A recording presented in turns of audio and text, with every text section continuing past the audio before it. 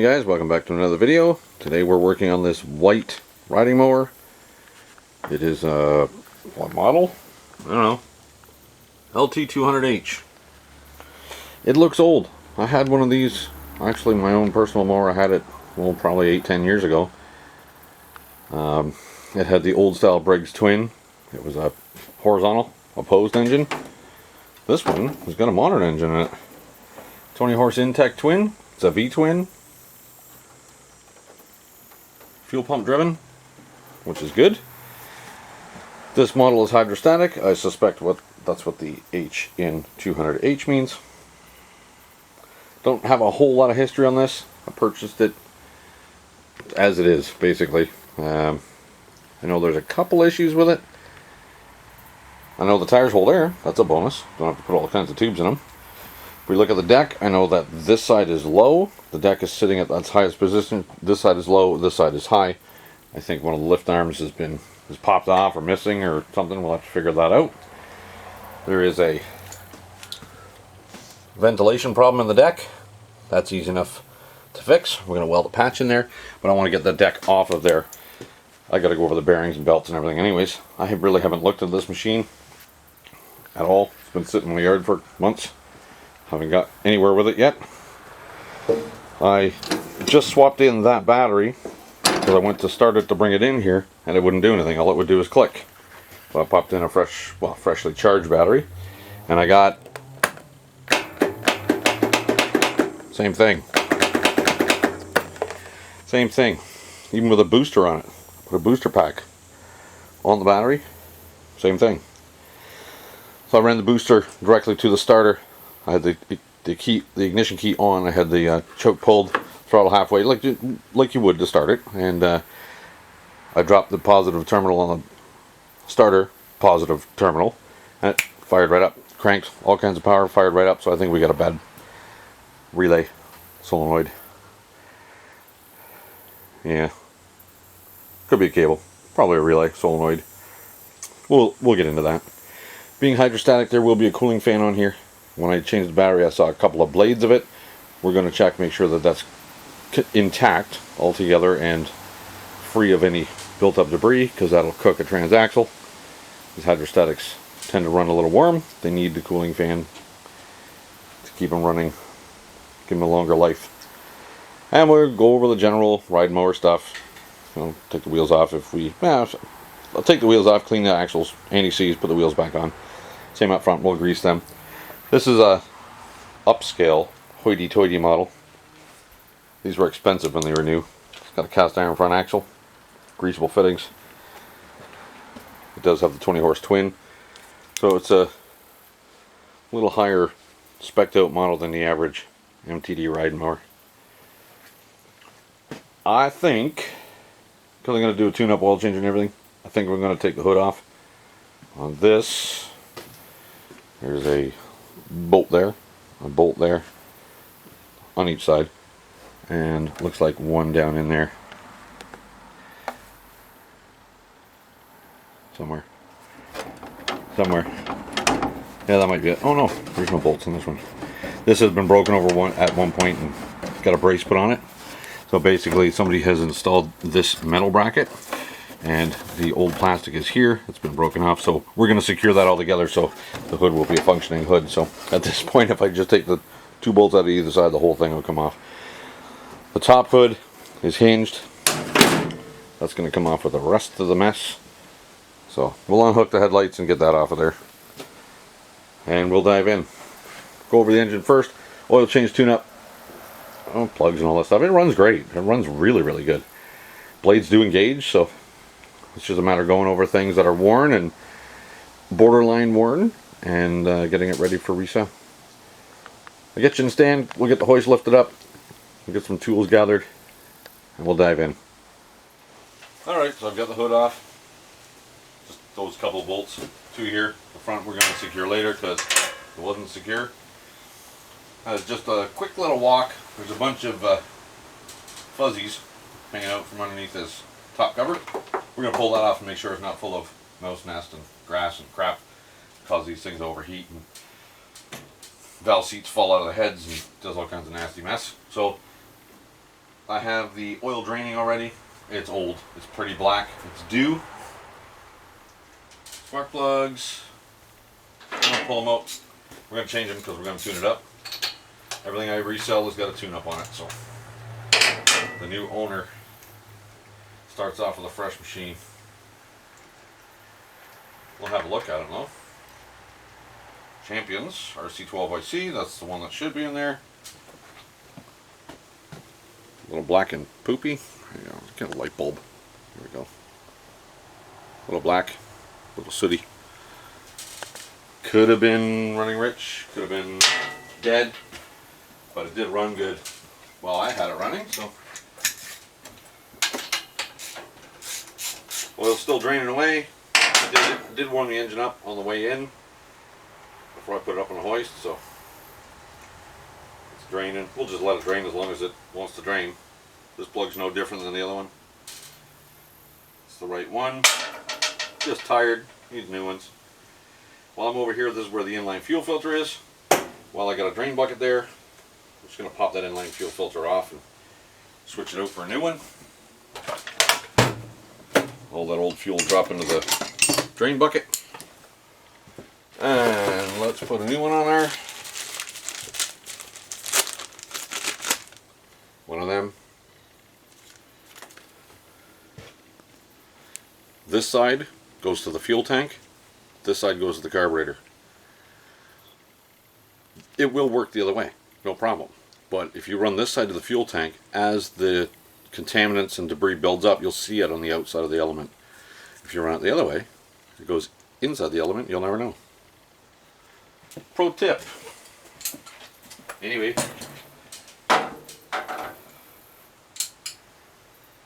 also had a brief look at the deck. The reason why it's not lifting evenly is because of that rotten spot on the deck. The lifting bracket is actually twisted. It's not oh,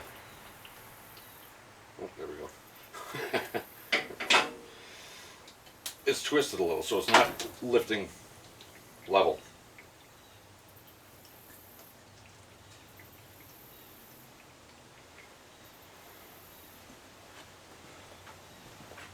I don't know what the heck's in there, but spider maybe? Right there? I don't know. Get a new one.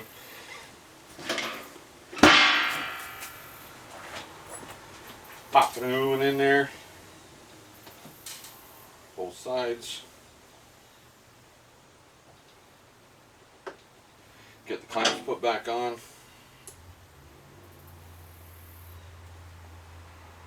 It does have a fuel shut-off valve in it on this side.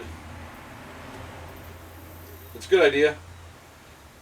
Definitely, if the machine does not have a fuel pump, it's always a good idea to put a, well, I put a fuel shut-off on every one of them that doesn't have a fuel pump. Generally, if you have a fuel pump, there's not usually an issue with the carburetor overflowing and filling the crankcase full of gasoline, generally, in most cases. But this machine had one when I bought it, so it's going to stay. Oil's still dripping on this side. I'll get another pan on this side. Drop the oil filter out of there. Maybe if I get the room to do it. Perhaps. I'm gonna go from under. There you go. Well, that's not good. Maybe I'll put it on the outside here, that way using a little ski slope to keep the oil from dripping all over the frame. This is just corrugated plastic. It's like cardboard, but plastic. Channel locks, loosen that off. Should have another one. Usually stock them. Just trying to see what part number's on this one.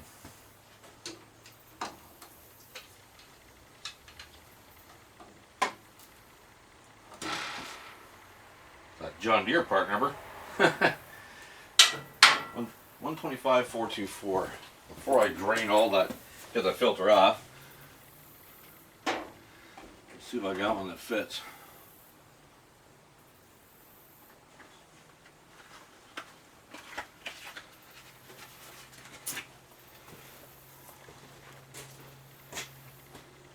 Yep. That'll work.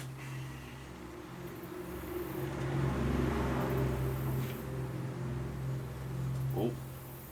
If I do it slow enough, it's not going to leak oil all over the frame of the tractor.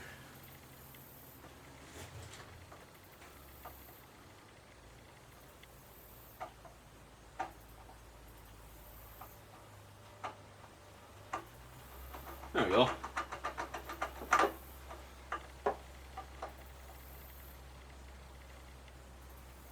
Yep, it was black and ready for new.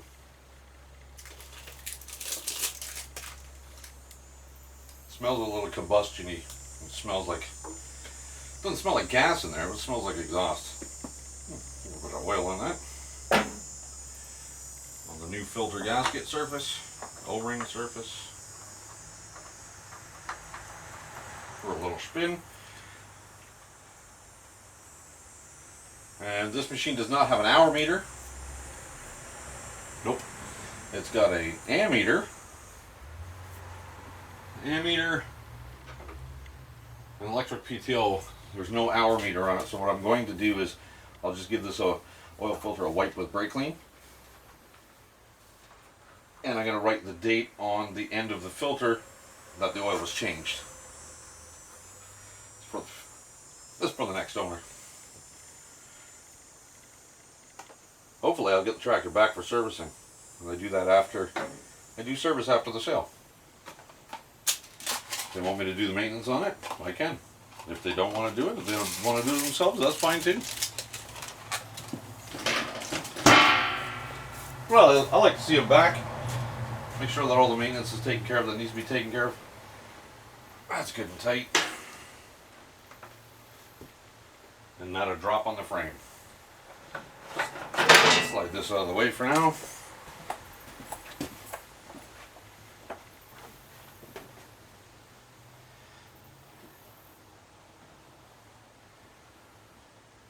Oil's still dripping a little bit out of the drain tube.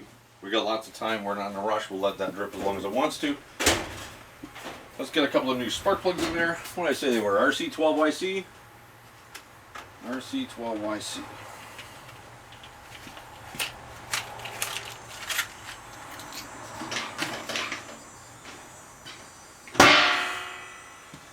We got them at 28, which is pretty well standard for a lot of these small engines.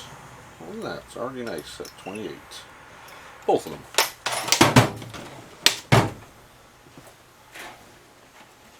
Where'd you put the socket? There it is. There was no noise, started very nice. No ticking, didn't feel like a dead battery. I'm not going to pull the valve covers off to do the valves. If they need to be done, usually there's a symptom. Typically it'll crank like it's got a dead battery in a lot of cases. This was not our case, but this one. Throw a couple of new spark plugs in there.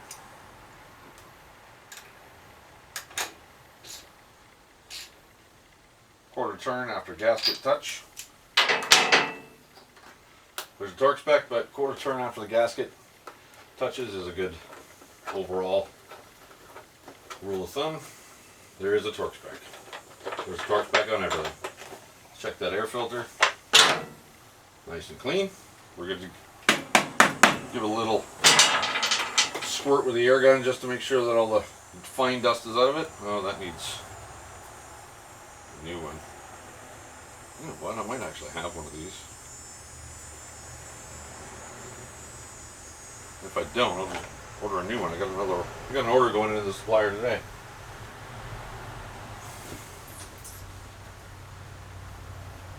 If I can see under there, see if there's any fuzzies growing. Ah, Looks kind of dirty. It's worth it. We'll pull it off. Just got to take the top screen off and then a few bolts around the outside, and that comes off. Let's get to that. Since we're this far,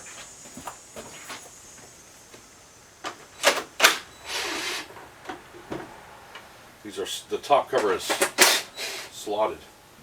Usually you can just loosen it, and then the top cover will slide up. The fuel pump gonna clear? Yeah, yeah. I'm still gonna get the 5/16 off the top of the screen here.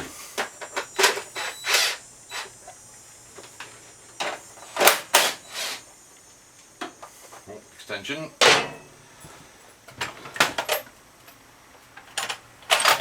Quarter drop extension and a 5/16 socket.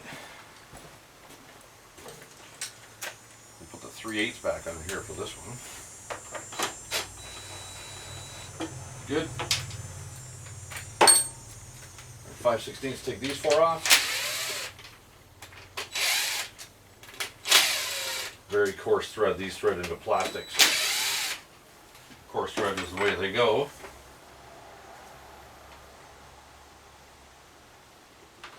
Looks alright. I'm going to lift that off, but I'm going to go to the other side to keep an eye on the dipstick tube. I don't want it to fall out. Sometimes they're screwed on, sometimes they're not. It's like screwed to the engine so they don't pop out. There. Up she goes. Oh no, do I have to take the gas tank off? No, no, no. Ah, nice. A little dirt into there, but it's not too crazy.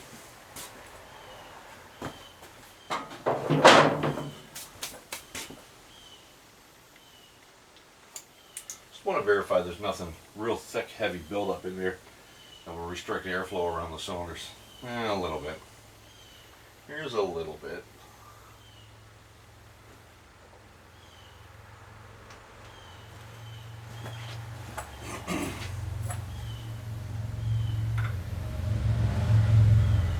Yeah, I should get in there with a blowgun.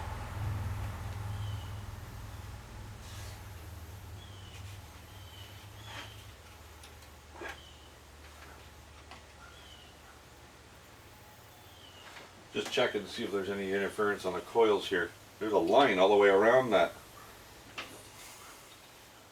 flywheel.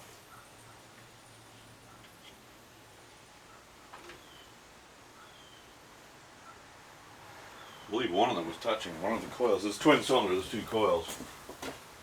Oh, I think it was right here. This leg of this coil. Yep, it's damn close. That's easy enough to fix. We'll loosen off, set the air gap. I'm going to cover this. This is our air intake. I'll cover that with a zip lock and a zip tie. And that'll keep any dirt and debris out of it. So when we hit it with a blowgun, we'll be going down into the intake. That's a bad thing. We don't want that. Alright, let's get you closer.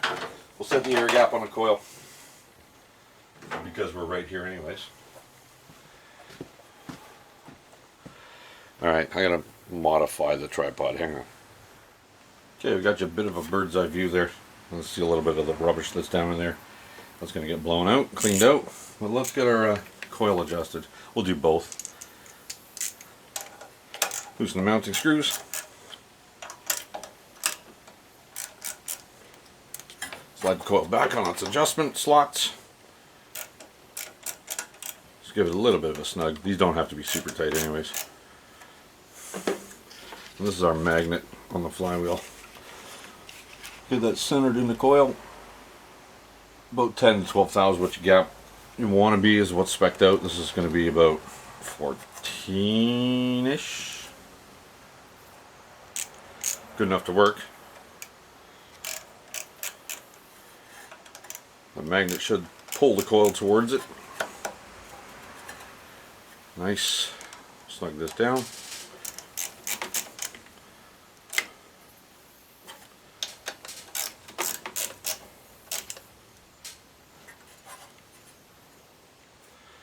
Just roll that back out of the way. There we go. Gapped. Perfectly gapped. It's better on this side too. It was very, very close. Alright, let's do the other side. You need to re-aim your focus. Perhaps.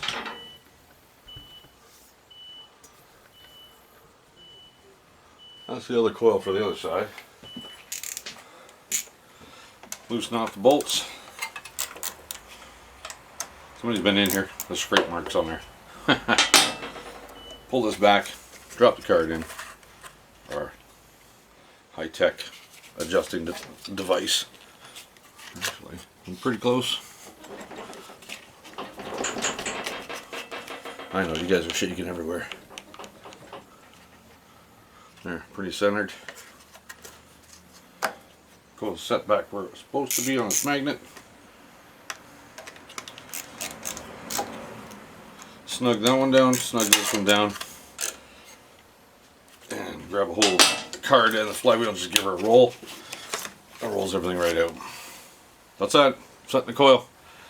I'll cover this up, get a blowgun out here, and we'll get it cleaned up and ready to go. Alright, so we've got the underneath the shroud all blown out, loose rubbish is gone. Shroud's back on, air filter's back in. I just blew it out. Even the pre-screen came nice and clean when I just blew it out. So I went to start it. Oh, easy. Went to start it, and I'm tired of the solenoid click. So let's make that our next priority. I believe solenoid's under this cover on this machine. Sometimes they're under the seat. Sometimes they're mounted to the back of the tractor under the battery. This one, I believe, is under this access panel that I may or may not be able to get out with the seat in there. Okay. Don't know. You guys are rather shaky on that tripod right where you're at. Oh. Oh. Ta-da! There it is. Let's see what we can see. There's a couple of different styles of solenoids. There's a 1 terminal, the 2 terminal, surface grounding and not surface grounding. So this cable comes from the battery to the one side of the solenoid, battery cable to the other side. This side goes to the starter. There's a fuse. 3/8. Looks like 3/8, and it looks like it's a 1-wire starter or a 1-wire solenoid. So this is hot. It's live. So I'm going to disconnect the negative battery cable before we go too much further. I don't want to short anything out. Start welding. Oh, let me take care of that, and we'll come back. I'll take that solenoid off, and we'll have a look at her. Battery cable's disconnected. The negative side. That will prevent any arcing and shorting and general messes from happening here. I believe I have a 1-wire solenoid in stock. I think.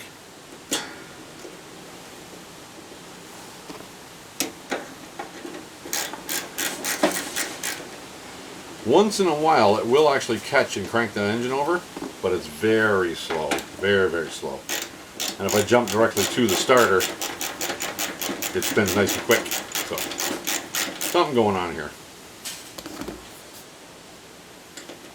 Could be a bad battery cable from the, well, from anywhere actually. Could be a bad battery cable from the positive of this battery to the solenoid.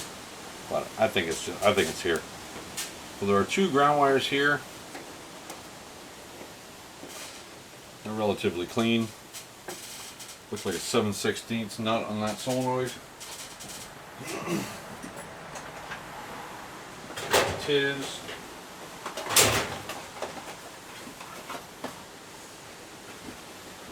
Looky here what I got. 1-wire solenoid. Grounds through the mounting bracket. Alright.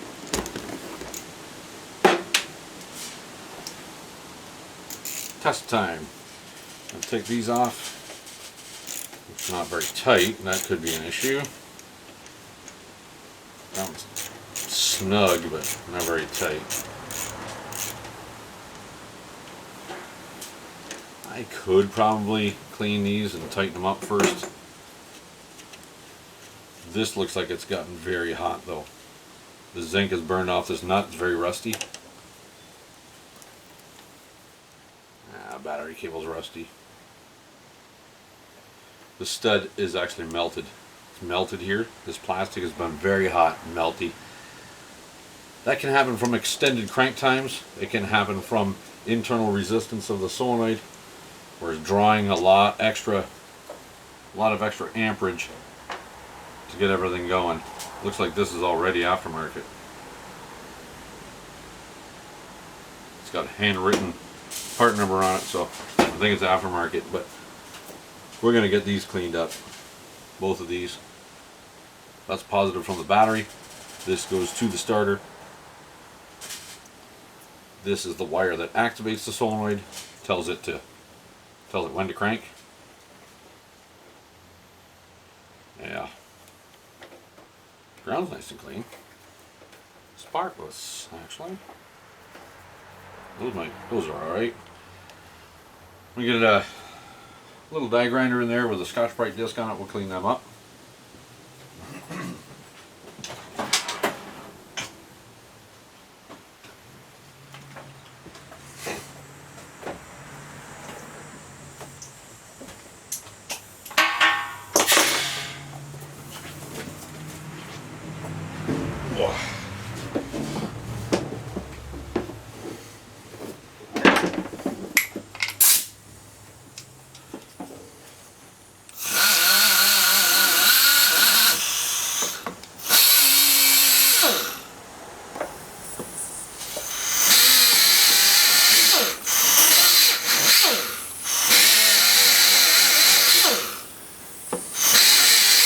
Nice and sparkly.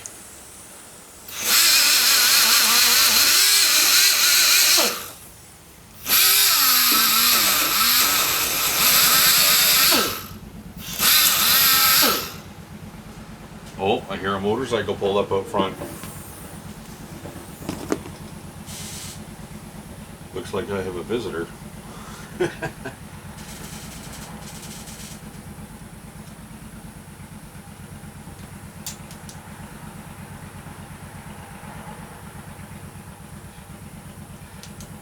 Looks like he might stop in. Nope, off he goes. Yes, I know him. I'm not sure if he didn't see the garage door open or what the deal is, but anyways. Okay. So this is an aftermarket universal-ish coil. It does mount with one wire. Those will do. And we're just going to start the nuts first. Keep them loose.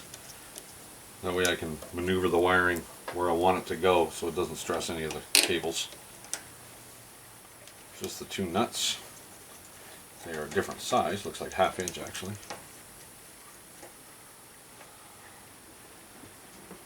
Let me get one of those.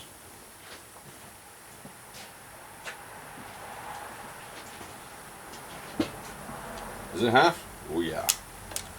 Yeah, baby. Alright, so let's get that mounted back up.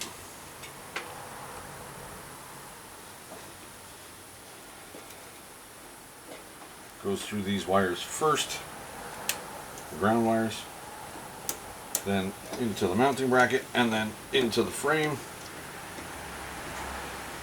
That grounds the coil, grounds the rest of the chassis. Get that a little bit run down just slightly, unless it falls off when I'm wiggling the other side around.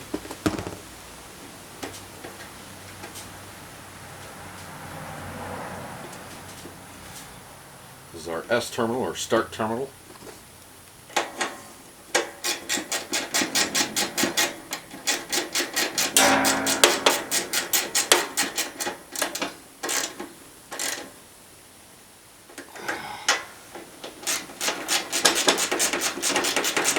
Then I got to get the battery hooked up back up again. that's that. This is the hydraulic release. It releases the axle. This is the park brake rod. You'll get that stuff. Oh, geez, that needs a drive belt. Drive belt's boogered. Big chunks missing out of it. Okay, well, I better order one of them.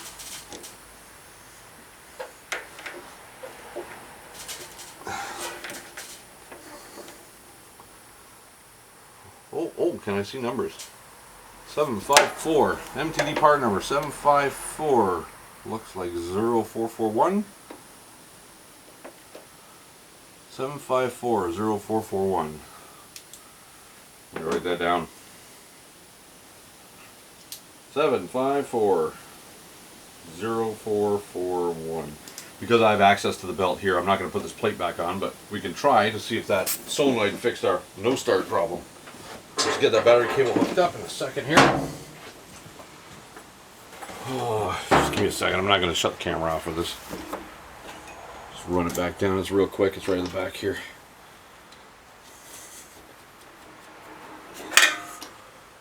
I apologize for the bit of a shaky camera there. You're actually mounted on the deck of the tractor, and it's kind of swinging by its mounts.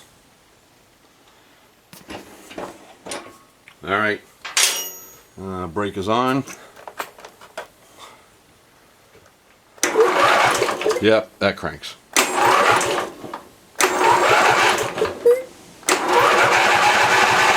Nice, beautiful. It's not going to start. I don't have the fuel on or choke on or anything. Beautiful. And those aren't even tight yet. Guess I should snug them up, eh?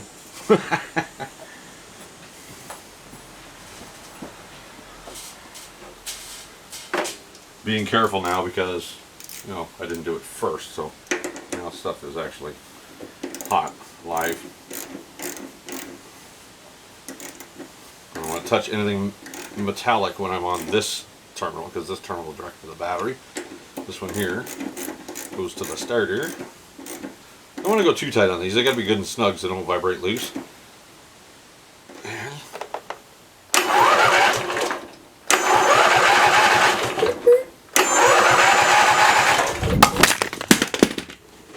Oh no!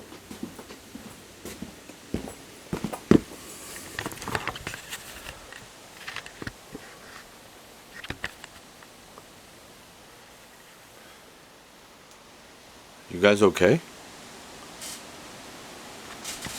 Hello? Oh no! Whoa. Well, you guys fell off. I should have known better. And then the camera wouldn't autofocus. So I whacked it again, just in case. Well, you know, falling down in an impact broke it, so if you hit it again, maybe it'll fix it. It didn't fix it. I turned the camera off, turned it back on, and here we are. We're focusing. That's my belt number, I think. Well, it looks alright, so carry on. Solenoid fixed our no crank problem. The battery is, this is an iffy battery. It's an old battery. It's actually 6 years old. The battery that was in there is newer. I put that one in there trying to get it to start, and it still didn't start, so it might be a battery issue, but it doesn't matter. I got new ones. I usually put new ones in machines when they're iffy. I'll put a brand new machine, new battery in the machine. So there's our cover. We've cleaned underneath there. We've set our coil gaps. We have new spark plugs. We have oil in it. We have a new oil filter. And I pulled the oil dipstick, and it looks kind of crappy. Still black, dark.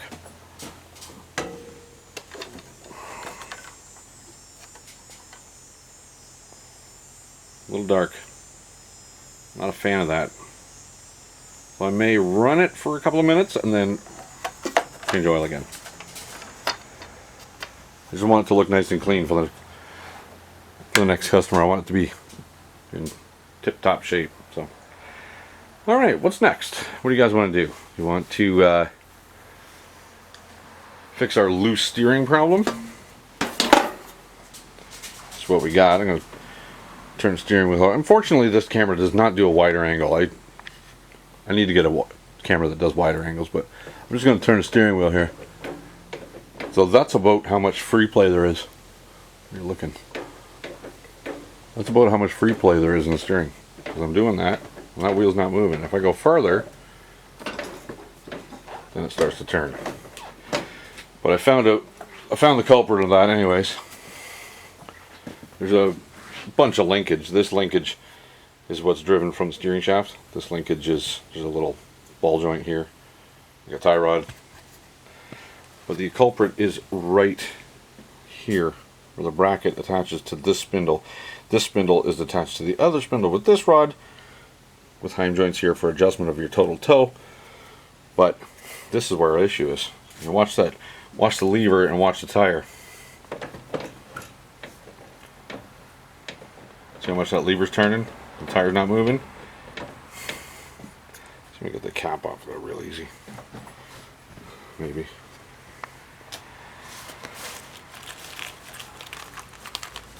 Maybe. I don't have a screwdriver out here. Anyways, what it is there's a square shaft underneath here. This bolt clamps on said square shaft, and that's what turns the spindle, which turns the other spindle. Oh, come on.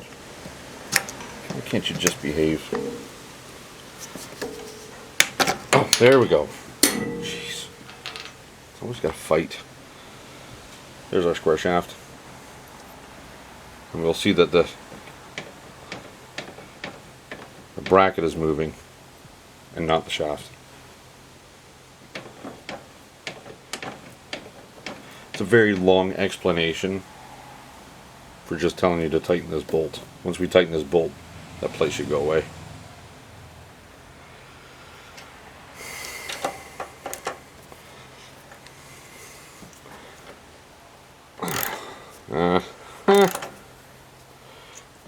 Wrench.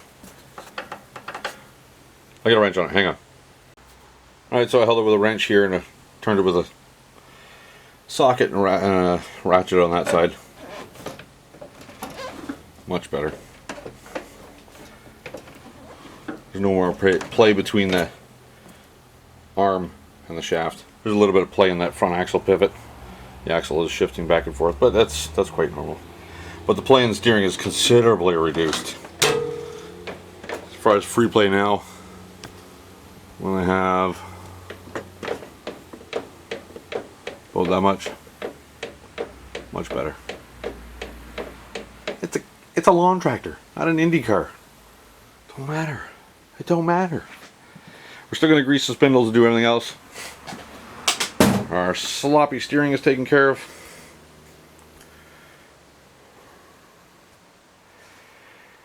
I'm gonna get the deck off of there. We'll take the deck off, put it to the side, we'll check the belts out. I know I have to order a drive belt. Might as well order any belts we need at the same time. Yeah. Alright, I got a clear spot. Bench is getting full. Table's getting full. Stand by. Okay, so we're going to pull the deck off. First thing we're going to do is we're going to remove this belt. It just unhooks off that pulley and off the rear pulley. This belt has got some it's got some funky wear on the inside. I'm going to replace it because it's no good. The belt that runs in here, that runs just the blades, that belt's in nice shape. It's relatively new. I also ordered and received, let me get there. Come on, cords and stuff everywhere. I don't even know if we can see it. Oh, there's a drive belt. Pretty cracked. Somewhere there's a chunk missing out of it. Oh, there it is. So I ordered a new one of those and we have it here. So that's that might be easier to, well, I got to pull the front pulley off anyway, so this belt will be loosened off when we change the, hang on a second, no it won't, but we're going to do it anyways. We're going to pull the pulley off the engine. You got to drop that down here. That bolt's got to come out. This entire pulley assembly has to drop down in order for the drive belt, this goes from the engine to the transaxle, in order for it to clear these blocks here, this whole thing has to come down. There's our electric PTO. That's got to come off as well. That all comes down in one shot as we lower everything. There's not a lot of room for all of us to get in there. Remove the deck. Oh, there's our rotten hole. That is why the deck is uneven, because this pivot is actually bent up. Or sorry, this is pivoted down, so it's allowing this left side of the deck to drop. So we got to pull that out. That out. This one out. This one out. Not the easiest, simplest deck to take off, but it's not too crazy bad. None of them are. Some of them are just a little more difficult than others. They're all just a little bit different. So not a lot of room for all of us. I'm going to set you guys up on a stand over in the corner, and we'll get to it.